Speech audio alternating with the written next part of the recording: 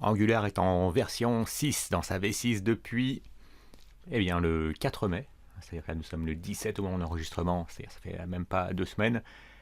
Alors, qui explique qu'on peut déjà faire une formation sur Angular 6. La bonne nouvelle, c'est que pour le développeur, il y a assez peu de changements. La plupart des changements sont introduits par la nouvelle version de RxJS 6, dont dépend énormément Angular. Et bon, il y a quand même quelques changements, c'est pour ça qu'il y a cette formation, mais en tant que développeur Angular tout court, c'est-à-dire depuis la version 2 d'Angular, vous pouvez développer en Angular V6 sans problème. Et les rares problèmes qu'il y a, nous allons les traiter ensemble. Et donc pour pas faire quelque chose de redondant par rapport aux formations précédentes que nous avons fait sur Angular 2, Angular 4 et Angular 5, nous allons créer un projet concret. Donc ce sera une application destinée à un restaurant qui voudra proposer, présenter son restaurant, présenter un menu, et un module de réservation qui permet de réserver en ligne. Alors donc si vous lisez l'anglais, je vous recommande vivement de lire ce long article écrit par l'équipe d'Angular.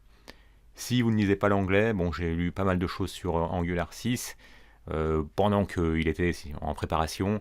Donc vous pourrez aller sur minjs.fr, c'est le blog que je tiens, et aller sur l'article du 4 mai 2018 qui s'appelle Angular 6 en version finale, où je passe en revue la plupart des changements, comme vous pouvez le remarquer.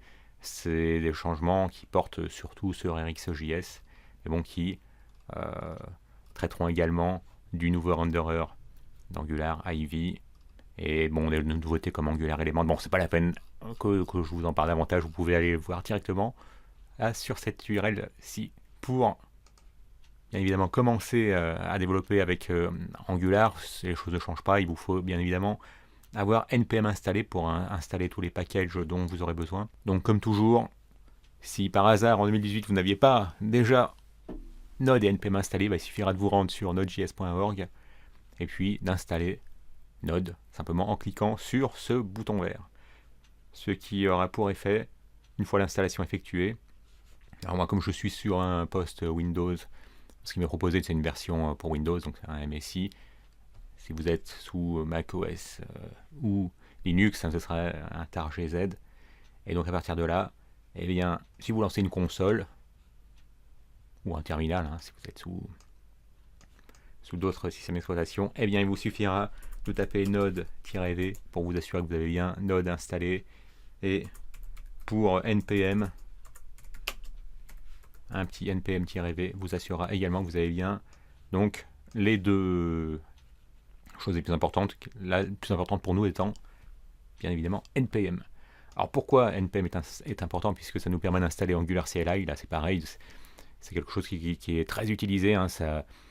Angular CLI c'est inspiré de Ember CLI et ça vous permet de générer automatiquement finalement des composants, des services, des choses que vous utilisez au quotidien quand vous développez Angular, et notamment, avant tout, ça vous permet également de générer votre application à l'aide de cette commande ng, suivie ensuite de new, qui vous permet ensuite de créer une nouvelle application. Nous allons le faire ensemble, mais le plus important pour vous, une fois que vous avez installé npm, c'est de jouer cette commande npm install-g, parce que faut l'installer globally, et donc ça vous dit qu'il faut installer @angular/CLI. Donc concrètement, dans votre console, il vous suffira de taper cette commande, donc npm install-g pour que ce soit global @angular/CLI. Alors si vous aviez une ancienne version d'Angular CLI que vous aviez installé sans le c'est notamment à ça que vous sauriez que c'est une ancienne version, vous aviez installé la chose en tapant npm install-g, pas de juste Angular/CLI, il faudra faire une désinstallation, donc npm uninstall-g @angular-CLI.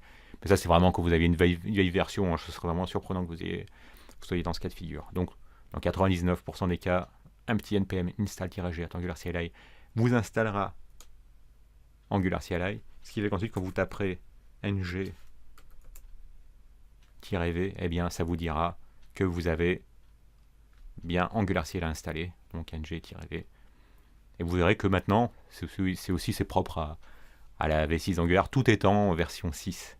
Enfin, ça se verra surtout quand on générera un projet, parce que là, finalement c'est 0.6. Mais bon, vous devrez voir apparaître ainsi soit en version majeure pour RxJS, ce sera le plus important, Et bon, quand on va générer notre projet, on va le faire tout de suite d'ailleurs. Vous allez voir que tout est en version 6, c'est-à-dire Angular Core, Angular Forms, etc. Bon, tout sera en version 6. Et là, en listant donc, vous verrez que ARxJS est en version 6. Ce sera ça le plus important pour nous. Donc je suis, comme presque tous les développeurs Angular, un grand fan de Visual Studio Code, qui se trouve être un IDE open source et gratuit. Et bien c'est ce que nous allons utiliser. Alors commençons. Voilà, comment installer Visual Studio Code. Il vous suffira de faire une recherche dans Google sur VS Code.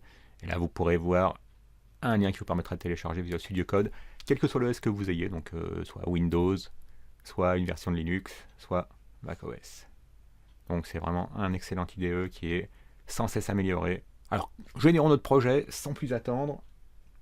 Eh bien, il suffit d'aller, alors moi je me mets dans Sandbox, c'est une petite habitude personnelle, donc je vais sur mon lecteur F, mais vous pourriez aller sur votre lecteur C, D, ça n'a pas d'importance.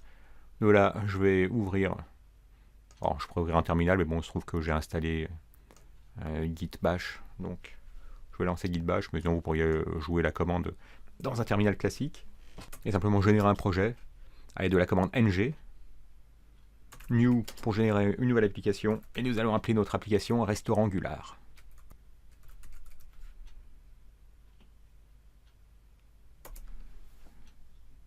Et de là, il suffit d'appuyer sur Entrée. On voit tout de suite que ce répertoire Restaurant Angular a été créé le 17 mai, c'est bien le cas à 12h13. Et je vais mettre sur pause, et dans une minute ou deux, votre projet aura bien été généré. Voilà, une fois que la console vous rend la main, c'est chose faite, ça vous dit que successfully initialized Git, donc il vous a même créé un petit repo Git. Et ce qui vous intéresse surtout, eh bien, c'est d'ouvrir, enfin d'aller plutôt dans le projet nouvellement créé, donc Restaurant Angular. Puis de là, si vous avez installé Visual Studio Code, il suffira de lancer Visual Studio Code avec de la commande code, espace, un point, et ça va vous ouvrir Visual Studio Code. Et de là, eh bien, nous allons faire le tour du propriétaire pour voir ce qui a été généré dès la prochaine vidéo.